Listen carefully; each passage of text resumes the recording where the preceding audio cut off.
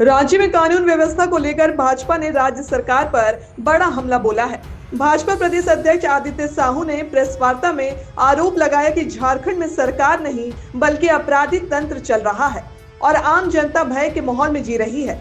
उन्होंने कहा कि राज्य के कई हिस्सों में दिन दहाड़े गोलीबारी और रंगदारी की घटनाएं हो रही है। हाल ही में एक डॉक्टर के घर के बाहर धमकी भरी पर्ची चिपकाकर रंगदारी मांगने का मामला सामने आया है, जिसे लेकर साहू ने सरकार की कार्यशैली पर सवाल उठाए हैं।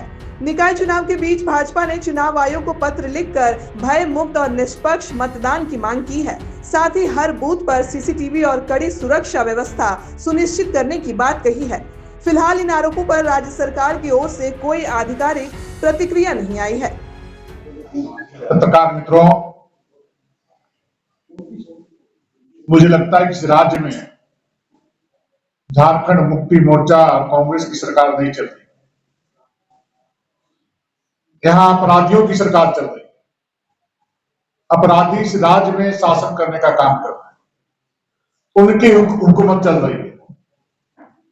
और जिस प्रकार से आप लोगों के माध्यम से जानकारी मिली है कि रांची जैसे राजधानी के समाहरणालय को अपराधी धमकी देने का काम कर रहा है कि हम इसको बम से उड़ाने का काम करेंगे। अब चंद दिनों पहले यही अपराधी वर्ग ने धमकी दिया था कि रांची के सिविल कोर्ट को भी बम से उड़ाने का काम करेंगे। आखिर कैसी सरकार यहां पर चल रही है? जिस सोच और सपने के साथ सरदार अटल बिहारी वाजपेयी जी ने इस राज्य का निर्माण किया था, इस दिन को देखने की इस राज्य का निर्माण नहीं किया गया था कि अपराधियों का तांडव रांची के राजधानी में खुले तौर पर दिखे, अपराधियों का राज चले। हमने देखा रांची समेत पूरे झारखंड राज्य में, जब मैं धनबाद गया था आज से एक सप्ताह पहले, तो एक प्रख्यात चिकित्सक वहां पर है, उनके दरवाजे में गेट के सामने एक पर्ची साट दी गई अपराधियों के द्वारा और उसमें धमकी दिया गया कि तुम इतने राशि पहुंचाओ और नहीं तो धनबाद छोड़ो और ऊपर जाने के लिए तैयार हो। पूरे धनबाद में भय का माहौल है। हमने वहां माननीय सांसद से हमने कहा लुलू महतो जी से कि आप वहां पर जाए और जो भयभीत परिवार है, जो आतंक साये में जो डरे समय हुए, उनको ढांढस बनाने का काम करें, हिम्मत देने का काम करें। अगर प्रशासन उसकी सुरक्षा नहीं कर पाता तो भारतीय जनता पार्टी का एक एक कार्यकर्ता उनके दरवाजे में बैठ करके उनकी रक्षा करने का काम करेगा, उनको सुरक्षा देने का काम करेगा। उसी प्रकार चुटिया में, रामगढ़ में दिन दहाड़े खुलेआम फायरिंग करने का काम अपराधी किया। पुलिस सोई हुई है, पुलिस से डर नाम का कोई चीज नहीं। अपराधियों को भय मुक्त होकर के लोगों के बीच में दहशत पैदा करने का काम करते हैं। अभी 2 दिन पहले देखा एक किन्नर को कचहरी चौक में किस प्रकार से गाड़ी के धक्के से मार करके उनको जख्मी करने का काम किया। कचहरी चौक से चारों तक अपराधियों में क्या तांडव चला। आखिर इसको कौन देखेगा?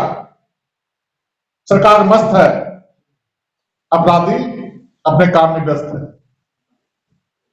उसी प्रकार अपराधी खुलेआम विभिन्न नगर निकाय क्षेत्रों में हथियार लहराने का काम कर रहे हैं, बंदूक दिखाने का काम कर रहे हैं, राइफल दिखाने का काम कर रहे हैं, लोगों के बीच भय पैदा करने का काम कर रहे हैं। तो ऐसे जगहों में भी पुलिस प्रशासन सोई हुई है, कोई कार्रवाई नहीं की जा रही है। मुझे लगता है कि 2000 से पहले इस प्रकार से पूरे बिहार झारखंड जो जंगल राज को वो तेजी के साथ राज बढ़ा था, आज फिर से उसी रास्ते में झारखंड चल पड़ा है, जंगल राज की ओर चला गया जा रहा है। कल रात में जब बोकारो 9 बजे रात में गया, हमारे कार्यकर्ता भी खड़े थे, बड़ी संख्या में जनता आ पड़ी थी। 9 बजे रात में जब मैं लोगों से पूछा, कार्यकर्ताओं से कहा कि इतनी भीड़ क्यों है, तुम लोगों ने कहा कि सर बच्चा चोर आया हुआ, बच्चा चोर को भगाने के लिए जनता सड़कों पर उतरी हुई है। अब बताइए, इस प्रकार का शहर के पीछे भय का माहौल, लोग रथ जगा कर रहे हैं बच्चे को सुरक्षित रखने के लिए। कौन दुनिया में झारखंड को लोगों ने लेकर चला गया? मैं अपने आंखों से रात में देखा है, 12 बजे रात घर आता था, हजारों की संख्या में लोग वहां पर खड़े थे बच्चा चोर को पकड़ने के लिए। अभी झारखंड जा कहां रहा है? कौन इसको देखेगा, कौन इसको संभालेगा? इसी दिन को देखने के लिए झारखंड राज्य किया गया था, इसी दिन के देखने के लिए इन लोगों ने सरकार बनाई है। बहुत दुर्भाग्य है। आज हम लोगों ने चुनाव आयोग में जाकर के चुनाव आयोग से आग्रह किया, एक प्रतिनिधिमंडल में खुद गया था, कि जिस प्रकार से भय का वातावरण पूरे राज्य बना हुआ है, अपराधियों का तांडव, खुलेआम हथियार लहराने काम कर, धमकी देने का काम कर रहे हैं, लेवी मांगने का काम कर रहे हैं, हत्या करने का काम कर रहे हैं, बेटी बहन की इज्जत राम लूटने का काम कर रहे हैं। हमने चुनाव से कहा कि प्रत्येक मतदान केंद्र पर सीसीटीवी कैमरा लगाए जाए और प्रत्येक मतदान केंद्र पर सुरक्षा बल की तैनाती की जाए। अगर यदि इस प्रकार की तैयारी हम नहीं करते हैं, सरकार नहीं करती है, तो निष्पक्ष और पारदर्शी तरीके से नगर पंचायत, नगर परिषद और नगर निगम के चुनाव नहीं हो सकता झारखंड में। जब विधानसभा चुनाव में 29,000 से अधिक मतदान केंद्र थे, यहां पर प्रत्येक मतदान केंद्र पर सीसीटीवी लगाए गए थे, प्रत्येक मतदान केंद्र पर राष्ट्रीय सुरक्षा बल को तैनात किया गया था। इस चुनाव में तो 4300 लगभग 14 बूथ हैं, इतने कम संख्या में मतदान केंद्रों की, तो इस पर क्यों नहीं सीसीटीवी लगाने का प्रावधान लोग कर रहे हैं? क्यों नहीं अर्धसैनिक बल को, सुरक्षा बल को मतदान केंद्रों पर तैनात करने का तैयारी की जा रही है? इस इनकी मंशा साफ है। पहले के लोग ने ईवीएम से चुनाव नहीं कराने का ठाना, दलीय आधार को नकारा और हर प्रकार का षड्यंत्र करने का काम इस राज्य में चलने वाली सरकार कर रही है। इसलिए इस पत्रकार वार्ता के माध्यम से मैं चुनाव आयोग से आग्रह करना चाहता हूं कि चुनाव के पूर्व, मतदान तिथि के पूर्व ये तैयारी मुकम्मल होनी चाहिए, ताकि पारदर्शी तरीके से सुरक्षा के माहौल में मतदान संपन्न हो। और इस संबंध में हम लोगों ने केंद्रीय गृह मंत्री से भी आग्रह किया है, मंत्रालय में भी चिट्ठी लिखा गया है कि निष्पक्ष और पारदर्शी तरीके से चुनाव कराने के लिए यहाँ पर केंद्रीय सुरक्षा बल की तैयारी करने का कष्ट किया जाए। आज के दिन में इतना ही, बहुत बहुत धन्यवाद।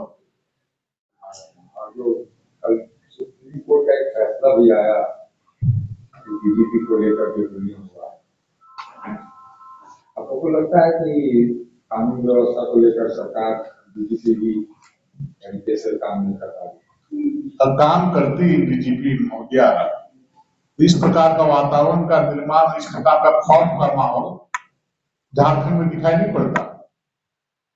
इतनी गिरावट हुई है कानून व्यवस्था में, आप इस आंकड़े से अंदाजा लगा लीजिए कि 2021 से 2025 के बीच में हत्या के 1800 से अधिक मामले दर्ज हुए और मई 2019 में जहां औसतन 57 से 80 अपराध प्रति माह दर्ज होते थे, वहीं मई 2023 तक यह संख्या बढ़कर 6049 प्रति माह हो गई। 10 से 15% तक की वृद्धि हुई है। महिलाओं के खिलाफ अपराध में तेजी से बढ़ोतरी हुई है। दुष्कर्म के लगातार आंकड़े बढ़े हैं। 2020 से 2024 तक 74 से 31 इस प्रकार के मामले दर्ज किए गए और 2025 में जनवरी से अक्टूबर तक 4294 मामले दर्ज हो चुके हैं। तो इस प्रकार से औसतन आप जब देखेंगे तो हर दिन 4-5 मामले दर्ज हो रहे हैं। अगर पुलिस का भय होता, प्रशासन का भय होता ऐसे लोगों पर, तो शायद इस प्रकार की घटना नहीं होती।